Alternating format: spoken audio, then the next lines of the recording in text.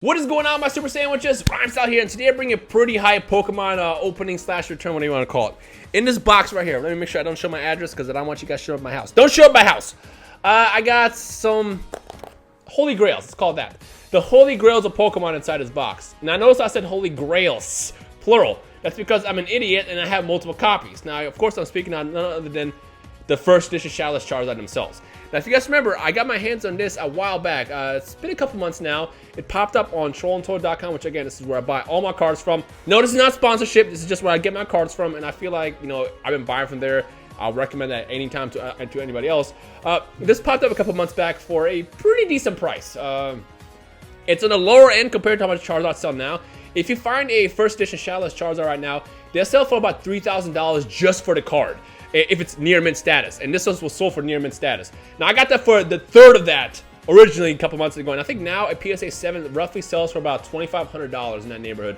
And the thing about Shadowless first edition cards, especially Charizard, they tend to go up in price over time because people want these. This is the holy grail of Pokemon cards. If you collect Pokemon cards, this is the one that basically you get this, you beat the game. This is end game right here. So with that said, when I got my hands on this, I couldn't say no. I thought about it. I was like, screw it. You know, let's see what happens. And lucky enough for me, it came back for a 7, which at the time was twice the value of what I actually paid for it, which was a good deal. So with that said, what's inside this box? How is this box different from these two? Well, I ended up getting my hands on a couple more first edition Shadowless cards, 2 of which ended up being Charizards on the inside of this box. If you guys remember correctly, you follow me on Instagram at Rhymestyle. I posted the second Charizard I got about 3 weeks ago, and it looked absolutely flawless. Now, I will point out that it was a bit off-center, so it wasn't like perfect condition, but I told myself it could be a 9, it could be an OC9, or it could be an 8. Anything above a 7 to me was a win at that point. So let's go ahead and pop this bad boy open, which I already cut open, and let's make sure I don't see what it is. But there we go, and put it in the bottom, and let's see what we got for these. Oh, we got an arrow. That's a first. I wonder if it's because this is a bit more valuable than the other. Why is it? I only got it on that one for whatever reason. All right, whatever.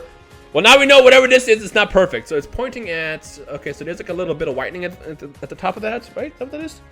Yes, so it's a little bit of whitening. And I remember this, actually I know exactly what card this is. Wait, no I don't. This is either the Blastoise or the Charizard, spoiler alert. If I remember correctly, there was some whitening in the top left corner. They definitely had some in the top. And I think the Blastoise and Charizard both had like a little bit of whitening at the top in the same spots. And everything else looked pretty solid. So which one is this? Is this the Blastoise or the Charizard? It's the Blastoise. Okay. Now again, to those who are not familiar with Shadowless cards, this is the first print of Pokemon cards. They were released, I believe, in 1998, I want to say. Might have been 99. 1999, 1998, in that era.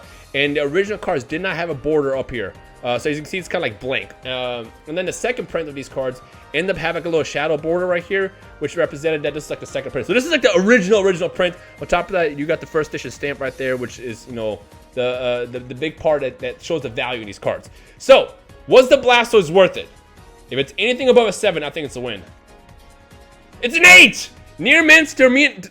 Let's try it again. Near mint to mint status. My girlfriend is going to be happy.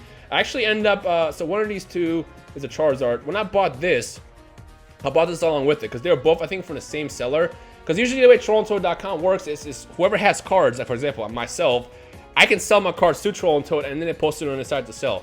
I feel like whoever owned this Charizard as well, either this one or the one below, whichever one was batched with this. And so they're kind of similar condition. Now, if I remember correctly, the Blastoise actually ended up having next to no scratches, so I knew this wasn't going to be a 10, right? Oh yeah, so it's very, very faint. You won't be able to see it because of how little it is. But there's a little bit of scratches up here in the top corner, which I think is what kept it away from a 9. And of course, the big little ding up here, the whitening, which is probably also kept from a 9. I honestly didn't expect it to be a 10. I did not expect it to be a 9. But I thought in the neighborhood of 8 or 7, which again, that's the big win for Shadowless cards. And then first edition Shadowless cards, they're going to continue to go up in price. So it's like, it's not even a loss. You buy this card, the only way you'll get a loss is if you spend money for a card that's PSA 9 graded, quote unquote, but ends up being like a PSA grade 1 or 2. Then you got ripped off. So keep that in mind before you just jump on eBay and start buying these cards. Always look to make sure there's no scratches, the centering is good, and there's no whitening in the back. And that's what you want to usually think about before you buy these. Okay, first one is a win. I think an 8 is a win. What's the second one over here? I assume this is a Charizard. Yeah, you see what I'm talking about? They both had the same bit of whitening at the top. This is the Charizard. This is the second Charizard that came with this Blastoise. And we got If I can get an 8 on this, I will literally squeal. Because I already have a 7, sadly. But I would not be mad if it ends up being a 7 as well.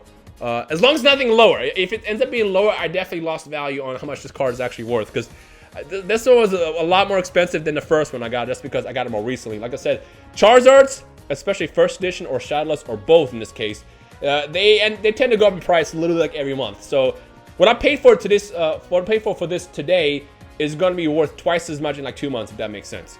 And if I remember correctly, unlike the Blastoise, unlike the Blastoise, there was definitely more scratches on here. You can see it in the light.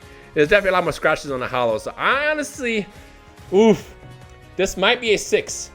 This might sadly be a 6, and it's going to hurt me. What is it? Is it a 6?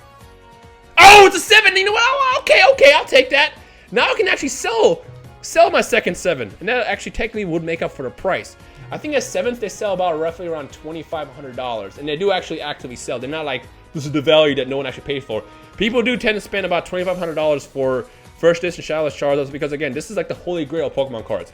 You get this in your collection, you beat the game. That's it. There's nothing else that's gonna be more hype than getting this card. Well, technically, there's a couple more lesser printed cards, like I want to say, what is that? Pikachu Illustrator. I think that's the most valuable Pokemon card in existence. It sells for about $50,000. But that one technically doesn't count because that was more of a limited card. Whereas this was like, this is probably the most valuable card that was printed and is still in circulation, if that makes sense. In fact, can we actually pull up the site to see how many first edition Shadowless Charizards exist? Let me go ahead and bring that up while I reveal the next card. Okay, so if you guys remember, this is the one I was basically campaigning on my Instagram. Let me pull this up. I should actually have already had this up before I started recording. Now, if you look in the back, there's nothing wrong with it. There's literally like nothing wrong with it. There's a little bit excess, which doesn't really count, but as far as the back, it was flawless. The fronts, oh, okay, this is weird. I've never seen them actually tell me what's wrong with the card before. I mean, not that I knew it, not that I didn't know. I mean, look how bad the centering is of this Charizard. It's a lot thicker on the bottom than it is on the top, and this is one of those things that unfortunately is out of my power. If you get your hands on a card, like you can open up a card out of a pack and there'll be literally a PSA 8 or even a 7 from just opening the pack. I've had that happen before. In fact, if you guys remember, I got my hands on let me actually get the right stuff. I got my hands on a Stormfront booster pack a while back, and I opened it and I pulled a Charizard. That Charizard ended up being a 9. There was nothing wrong with it, but I think it might have had like a little bit of centering issues. And again, this is just an issue that comes down to when it's basically printed. In this case, it was printed, the cutting was kind of off. So because of that, it's off. Now, what I assume would happen because of this, everything else is pretty good on the Charizard itself.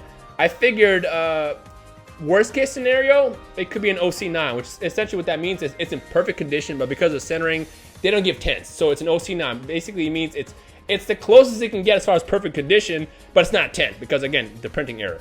And that's kind of what I'm hoping for, because I feel like there's a lot less OC9s than there are whatchamacallits, 10s. Because, again, how rarely do you come across a perfect condition Charizard that just screwed by printing. So, what do we got? Ah, it's not an OC9, but it's an 8. It's an 8. 8 is really, really good. And look at that, I just happened to pull it up. So, this is the funny part. Between 9s and 10s, there's 708 first edition Shadowless Charizards in circulation, which I believe of those 708, about 50 or so, or 60-ish in that neighborhood, are PSA 10s, which means most of them are 9s. There's technically a lot less 8s. Well, I don't really know. I have to look it up, actually. But there's about the same amount of population. If not, there's less 8s than there are 9s. So technically, this is more valuable as far as, you know, how many exist. But you know what? I'm happy with an 8. If I remember, there was nothing else wrong with this, right? I don't think there was. Actually, what might have actually caused it, see, there's like a little scratch right there, which now that I'm looking at it, I can notice in the, is that actually part of the card? Or is that the case? That might just be, no, that's the card, that's the card. And I think I remember when I opened this, you know, when I initially got it from Troll Into It, I was like, this could cost a little bit of points, but it's still very much 9 potential. But you know what? I'm happy. I'm happy because now I have a great higher than the first two 7s. And I mean, how many people can even say that you have multiple first edition Shadowless Charizards? I didn't even think I would have one in my entire lifetime, so I'm gonna be real with you. So good news is I'm probably gonna, my heart says I should sell the 7s and just hang on to the 8 and then potentially try to invest in getting a 9 at some point. But I also think that the smart thing to do is to not sell them at all and just wait for the price to go up. Because like I said, these things, as PSA 10s, they're selling for about $25,000, which is insane. And yes, there's people out there that are actually paying that kind of price, because this right, like I said, you get this, you beat the game. That's it, you're done. 8, I'm happy with, and it's actually really, really cool because now both me and my girlfriend have an 8 of both of these. So we both technically beat the game, at least for now. All right, ladies and gentlemen, so that is going to end of today's video. It's a little bit shorter as far as how many cards were revealed, but then I think it's the same length. I don't know how long it's actually been since I hit record. But I'll keep my eye out for a future of more first edition Shadowless Charizards that might pop up on either Troll Toad or eBay. And if I see that perfect one, I'll definitely want to try to snag it and see if I can get, at least get to a 9. Because my biggest goal in Pokemon since I came back to the game was to try to get a PSA 9 first edition Shadowless Charizard, which I had a chance to get once. And I said, you know what? I don't want to spend that much. And now that card costs about $6,000. I remember I had a chance to get it for a lot less. And I was like, nah, I would not spend that much. Regrets. With that said, if you enjoyed today's video, feel free to leave a like and a comment. And I guess the question I'm going to toss out there is between the first edition Shadowless Blastoise or Charizard, which one is your personal favorite and why? Let me know in the comment section below. My name is Rhymestyle. Hope you guys enjoyed today. I'll see you guys next time. Peace.